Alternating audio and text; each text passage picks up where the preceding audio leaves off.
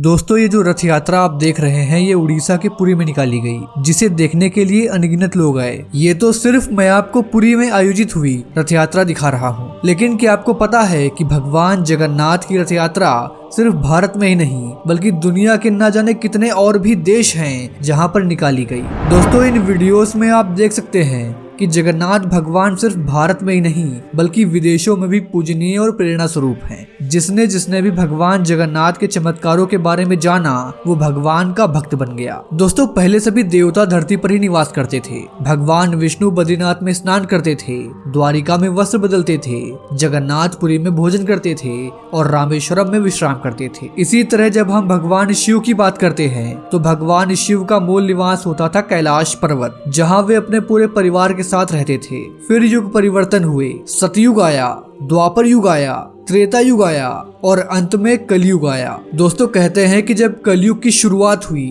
तो पृथ्वी पर पाप बढ़ने लगा, दुनिया तेजी से अपने विनाश की ओर अग्रसर होने लगी और तब सभी देवी देवताओं ने भूलोक को छोड़ दिया। लेकिन वे जहाँ पर रहा करते थे वहाँ पर अभी भी ऐसे हैरान कर देने वाले रहस्य छुपे हुए हैं जिन्हें देखकर बड़े बड़े वैज्ञानिक, बड़ी बड़ी कंपनियां और संस्थाएं भी हैरान हैं। तो दोस्तों आज की इस वीडियो में मैं आपको बताऊंगा कि पुरी के जगन्नाथ मंदिर में रथ यात्रा क्यों निकाली जाती है, रथ को मजार के सामने क्यों रोका जाता है, जगन्नाथ भगवान के रथ को कैसे बनाया जाता है। वीडियो शुरू करने से पहले मेरी आपसे छोटी सी रिक्वेस्ट है कि यदि आप इस चैनल पर पहली बार आए हैं तो इसे सब्सक्राइब करिए, पड़ोस वाले बेल आइकॉन को ऑल पर सिलेक्ट करिए और नीचे कमेंट बॉक्स में जय जय जगन्नाथ भगवान जरूर लिखिएगा। मैं हूँ आपका दोस्त प्रतीक और चलिए शुरू से शुरू करते हैं। दोस्तों कहा जाता है कि रथ यात्रा से भगवान जगन्नाथ अपने भाई बलराम और बहन सुभद्रा के साथ अपनी मौसी के घर जाते हैं। इस वजह से पुरी में जगन्नाथ मंदिर से 3 रथ रवाना होते हैं। इनमें सबसे आगे बलराम जी का रथ, बीच में बहन सुभद्रा जी का रथ और सबसे पीछे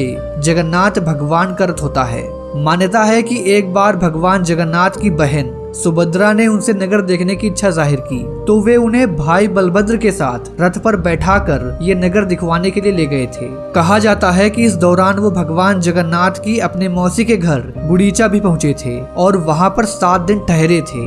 दोस्तों भगवान जगन्नाथ के रथ में एक भी कील का प्रयोग नहीं होता। यह रथ पूरी तरह से लकड़ी से बनाया जाता है, यहाँ तक कि कोई धातु भी रथ में नहीं लगाया जाता। रथ की लकड़ी का चयन बसंत पंचमी के दिन और रथ बनाने की शुरुआत अक्षय तृतीया के दिन से होती है। हर साल भगवान जगन्नाथ समेत बलभद्र और सुभद्रा जी की प्रतिमाएं नीम की लकड़ी से बनाई जाती हैं। दोस्तों इन रथों में रंगों पर भी विशेष ध्यान दिया जाता है। भगवान जगन्नाथ का रंग सांवला होने के कारण नीम की उस लकड़ी का प्रयोग करते हैं जो सांवले रंग की होती है। वहीं उनके भाई और बहन का रंग गोरा होने के कारण उनकी मूर्तियों में हल्के रंग की नीम की लकड़ी का प्रयोग किया जाता है। दोस्तों पुरी के भगवान जगन्नाथ के रथ में कुल 16 पहिए होते हैं। भगवान जगन्नाथ का रथ लाल और पीले रंग का होता है और ये रथ अन्य 2 रथों से थोड़ा बड़ा भी होता है। भगवान जगन्नाथ का रथ सबसे पीछे चलता है, पहले बलभद्र फिर सुभद्रा जी का रथ होता है। दोस्तों भगवान जगन्नाथ के रथ को नंदी घोष कहते हैं, बलराम जी के रथ को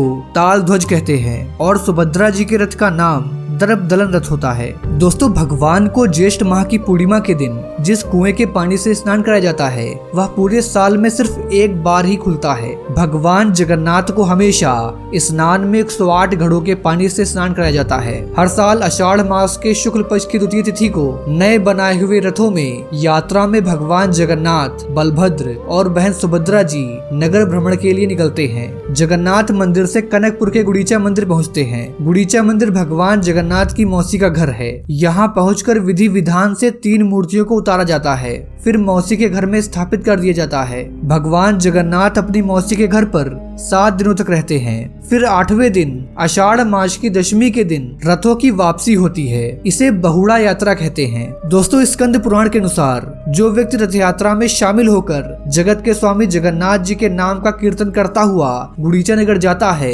वह सारे कष्टों से मुक्त हो जाता है, जबकि जो व्यक्ति जगन्नाथ को प्रणाम करते हुए मार्ग के धूल कीचड़ आदि में लोटपोट कर जाता है वो सीधे भगवान विष्णु के उत्तम धाम को प्राप्त होता है। दोस्तों जो व्यक्ति गुड़ीचा मंडप में रथ पर विराजमान श्री कृष्ण, बलराम और देवी सुभद्रा जी के दर्शन दक्षिण दिशा से आते हुए करता है उसे मोक्ष प्राप्त होता है। दोस्तों, पौराणिक मान्यताओं के अनुसार देवशिल्पी विश्वकर्मा ने भगवान जगन्नाथ, बलभद्र और देवी सुभद्रा की प्रतिमाओं का निर्माण किया था। दोस्तों, इन रथों में 16 पहिए होते हैं। रथ की ऊंचाई 13.5 मीटर तक होती है। रथ को ढकने के लिए इसमें लगभग 1100 मीटर कपड़े का प्रयोग होता है।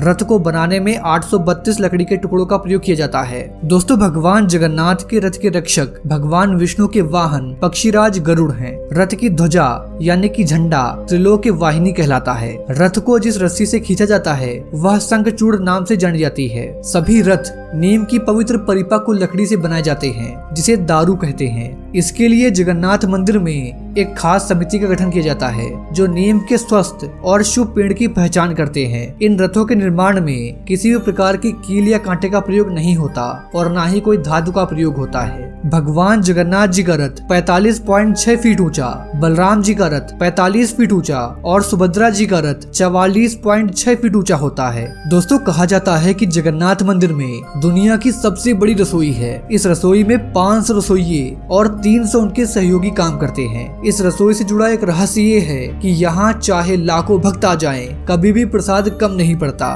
लेकिन जैसे ही मंदिर के गेट बंद होने का वक्त आता है, प्रसाद अपने आप खत्म हो जाता है। यानी यहाँ प्रसाद कभी भी व्यर्थ नहीं होता। इसके अलावा मंदिर में जो प्रसाद बनता है वो लकड़ी के चूल्हों पर बनाया जाता है। ये प्रसाद 7 बर्तनों में बनाया जाता है। 7 बर्तन को एक के ऊपर एक कतार में रखा जाता है, यानी 7 बर्तन चूल्हे पर एक सीढ़ी की तरह रखे होते हैं। सबसे हैरानी की बात ये है कि जो बर्तन सबसे ऊपर यानी कि 7वें नंबर पर बर्तन होता है उसमें सबसे पहले भोजन पककर तैयार हो जाता है। इसके बाद 6वें, 5वें, चौथे, तीसरे, दूसरे और पहले यानी कि सबसे नीचे का बर्तन सबसे बाद में पकता है। दोस्तों, रथ यात्रा मजार के सामने क्यों रुकती है? इसके पीछे कुछ पौराणिक कथाएं हैं। द क्विंट की एक रिपोर्ट के मुताबिक जहांगीर के वक्त एक सूबेदार ने ब्राह्मण विधवा महिला से शादी कर ली थी और उसका एक पुत्र हुआ जिसका नाम सालबेग था। माता हिंदू होने की वजह से सालबेग ने शुरुआत से ही भगवान जगन्नाथ के पंथ का रुख किया। सालबेग की भगवान जगन्नाथ के प्रति काफी भक्ति थी, लेकिन वो मंदिर में प्रवेश नहीं कर सकता था। इस पौराणिक कथा में